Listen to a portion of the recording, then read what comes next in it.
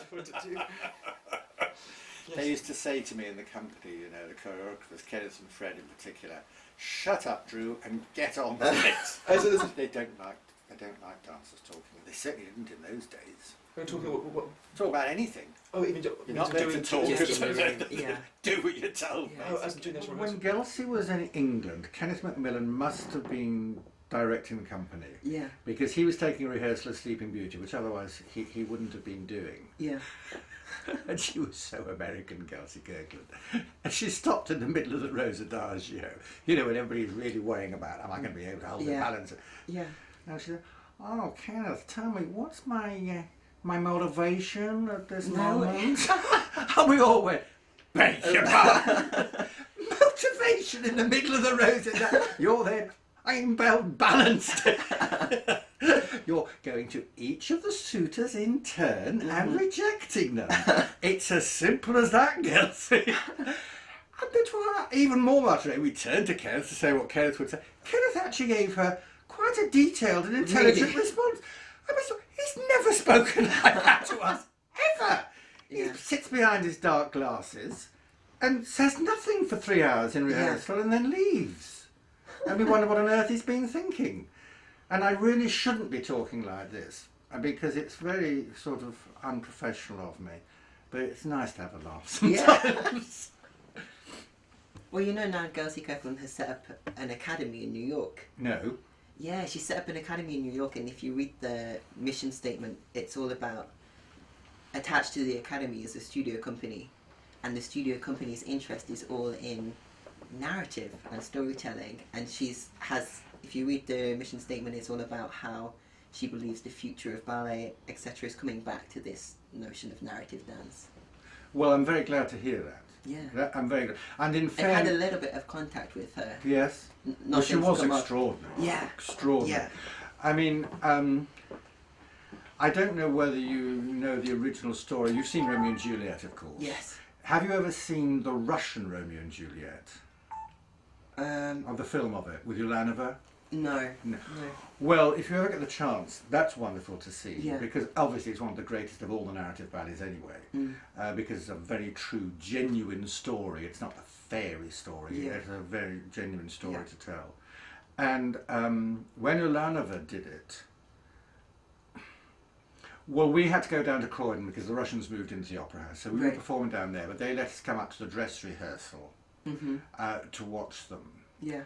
And firstly, well, you know, everyone was on stage beforehand and this, that and the other. And there was some somebody was a dresser obviously in their dressing gown and things, who was looking after one of the stars and kept wandering around the place, wondering who the hell she was. Anyway, when they decided to start, she takes off her dressing gown and it's Ulanova. Because, you know, we were all young, about your age, you know, and anybody over 30 is ancient and way beyond it, dear. You know, they shouldn't be dancing, certainly not Juliet. Yeah. Well, she was amazing. And when she runs off to see Friar Lawrence, she did this amazing run where her feet seemed not to touch the ground at all. She just ran from her chest. She was impelled. Her love was carrying her. She ceased to exist as a physical entity. And we all stood up in the gallery where we'd been put and applauded, and because it was the best thing in the whole ballet that we'd seen up to that point was this. It was amazing. And when Gelsey Kirkland came to London and did it, she did the same thing. She did this wonderful run like a colt with these high legs. You didn't see her running. You got a sense of running was happening. A spirit was going somewhere. And my favourite part of that story is very relevant in view of the Olympics just now. Because when I think our English people had gone to Russia for the Olympics, and whilst they were there, Sebastian Coe's mother was pregnant, carrying what was going to be Sebastian Coe. She saw a performance with Ulanova of Romeo and Juliet and was enormously impressed by that run. couple of months later, she has Sebastian. Now, anybody who saw Sebastian Coe run at his best would always remark, because he was a great competitor with Ovett, Steve Ovett. They both run the mile, the classic English mile. Yeah. And when Seb came round that last corner, he would gently accelerate. You wouldn't see him accelerate. It was extraordinary. He was just somehow... And then he seemed not to be touching the ground. Yeah. And he just... That last 100 yards was pure Ivanova. And she said, his mum, that she swears that that was why. Because she was so impressed. Yeah. Nobody I've ever seen before or since ran like Seb Coe at that moment round the corner. Yeah. It was beautiful to watch, it really was. But the idea of narrative and bringing meaning to your movement, which is where it starts from. I mean, this is what we're both talking about. Yeah. And this is what has drawn me to your work that I've seen of yours, which I saw in Chocolat and which people have commented on. And your obvious enthusiasm and love and zest for narrative. Yeah. And I'm thrilled, because it seems to me that a lot of work nowadays has gone so far in what one could achieve physically, technically, that where else can they go now? I mean, the youngsters are doing the most amazing things, but bringing that extra dimension. Exactly. I mean, we were just talking about, somewhere around here, on the front page of The Economist, which is lying around, I saw, it's got a picture of Polunin. Yes? Yeah. It's where did it? Oh yes, that's it. Now here we are, right? Here's Polunin. Yeah. Now you've seen his work, and I've seen his work. I mean, you're nearer to his age than I am. He's what, a couple of years older than you, only, because you're coming up 20 in a couple of weeks. Indeed. In 1 week or something. Yeah. End of the month. End of the month. Yes. And now he, technically, as we both know, there's a photograph in here somewhere, I think, of a jump. I mean, he's so amazing. Yeah. But on top of that, he has this extraordinary acting ability. He has a real sensitivity to the situation. I mean, Dame Monica Mason was telling me that she can't take her eyes off him. Yeah. In Manon, just in the second act, when he is not the focus. Yeah. Manon is the focus, and everybody is looking at Manon in the brothel. And he's just sort of very peripheral. But he was so in his role. Yeah. And that is a gift. And it's very rare to find the two in one. Yeah. And if you can create roles, if you can create ballets which give opportunities for a dancer artist such as he, then we can expand our art, I believe, even further. Yeah. And to find someone like you who has that enthusiasm at your age, you know, that's wonderful to hear. So what have been your other experiences of seeing narrative type ballads which have impressed you particularly?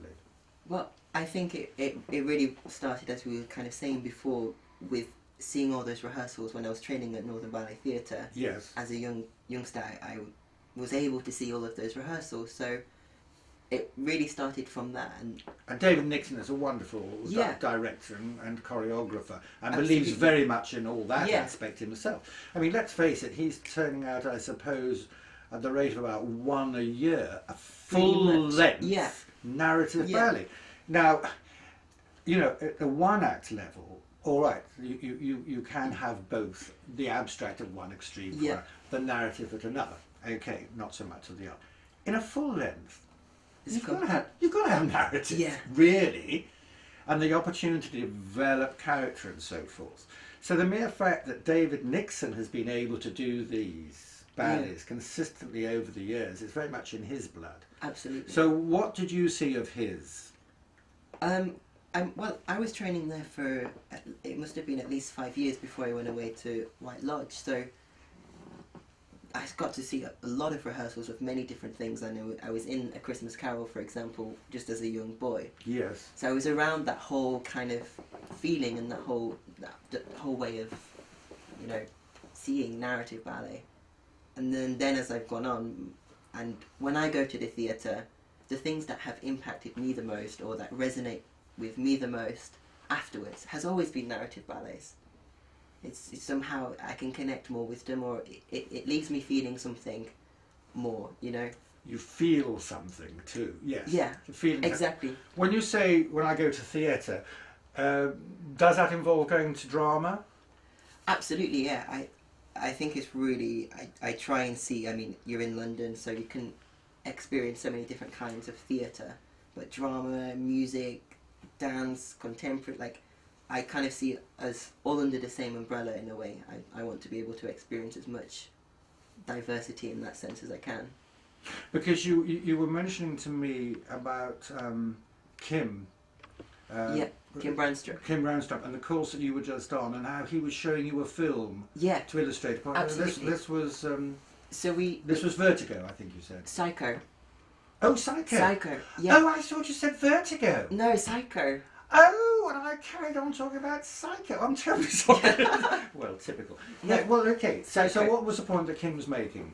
We were analysing kind of narrative structure in a way, and we looked at the film, and then he spent just 20 minutes afterwards going through the narrative of, and kind of breaking it down and analysing a little bit, and how it was structured. And it was just, I mean, incredible. I learned so much in that 20 minutes. I just wanted him to continue and keep going, but Wonderful. it was incredible. Making these comparisons from one art form to another can be very instructive. Yeah, and I mean, I wasn't familiar with that work, and now I've come back to London, and on at the BFI is a Hitchcock festival, and I discovered there's the Mediatek there where you can go into the BFI and just watch all these films for absolutely free. It's fantastic. Wonderful. Yeah. So again, it's exactly what you're saying, another medium, but it all links in a way. So it just it's all interlinked. Oh, so when I was saying about Psycho, which I thought I got off the point as usual, and was talking about the fact that the whole first part of Psycho is it's almost was like never in the original. Yeah. It should have started actually at the motor. Oh, so that made sense to you when you Absolutely, it made perfect sense to me, because before he had analysed it, when I watched it, I thought, you know, this first half is almost like a separate thing to the. It's very like almost uneventful in a way. You know. And the music also, particularly for that scene in the car. I mean, that's famous. Yes, absolutely. With the windscreen wiper going, and her peeing in the rain, and all the rest of it. Yeah. Oh, so that's wonderful, because on this course that you were on with Kim, this was. Can you just describe to me a little about its structure and what it was about? Essentially, we had 2 weeks, and it was all about finding a common language. It was choreographers, dancers, and composers, and it was all about finding a common language, how we can communicate with composers who are, you know, commissioning new material as choreographers are creating as well. Like a true collaboration, you start at the same point and work together at the same time, and produce what you produce. And really, the whole 2 weeks was an exploration of discovering how it is, you know, because sometimes as choreographers or dancers we can talk so poetically, or we can, you know, when we have an image we'll talk in certain ways, and actually when you're talking to a composer you just need to say much simpler sometimes, you know, I need it more like this, or instead of, because their interpretation of what you're saying is not necessarily going to be the image you have in your mind. I'd like to come back at some point. What you're saying is very interesting. So just in parenthesis, before I forget it, about the way that Tchaikovsky used to give his notes. The way Petipa used to give his notes to Tchaikovsky. For their great collaborations. But that's another whole. I'd like to come back to that at some point. But you had to work very fast on this, didn't you? You were only given 2 days on each one. I mean, essentially we were given a task or a stimulus in the morning, and then the choreographer and composer starts immediately, and then by the end of the second day you've produced a piece and it's presented. And then the next 2 days you do another one, and it kind of continued like that over the 2 weeks. But this sounds to me like the old format for the Gulbenkian courses. Absolutely, yeah. And I think that's what really inspired it, because both Kim and Wayne McGregor had done those courses, and Kim was obviously leading this, and the director who organised it was familiar with those courses as well. So that's what had inspired it to begin. That makes, because it was the idea of throwing people together and having to create very fast. Absolutely. Because sometimes you sort of think, oh, the more. Because how long did you have when you did Chocolat? That was put together in 10 days. 10 days, and you know, they weren't full days. So it was a very... And these are students you were working with? Yeah. I mean, not professionals? No, these were, students. And it's based on the book by? Joanne Harris. Joanne Harris, yes, because my wife loves Joanne Harris. Yeah, and of course there was a film as well, because Miramax was created the film, Yes. and we used the music from the film for the piece as well. Was that Johnny Depp in that film? Johnny Depp, yeah. Yes. Yeah. He had a big impact. It was a lovely movie. I liked it very Yeah. much. Well, And Juliette Binoche as well. Yes, yeah. Who's actually at the Barbican this evening. She's on at the Barbican this evening doing, is it Madame Julie? Or Mademoiselle Julie? Which I'm sure Kenneth Macmillan did something for, did he not? Well, quite a few people have done that. Yeah. Yeah. And it was done in Scandinavia, yonks ago. I mean, it's a very popular theme to return to. Yeah. And one can see why. It's a very seductive theme. Literally. I don't know. For some reason in my mind it relates also to The Postman Always Knocks Twice.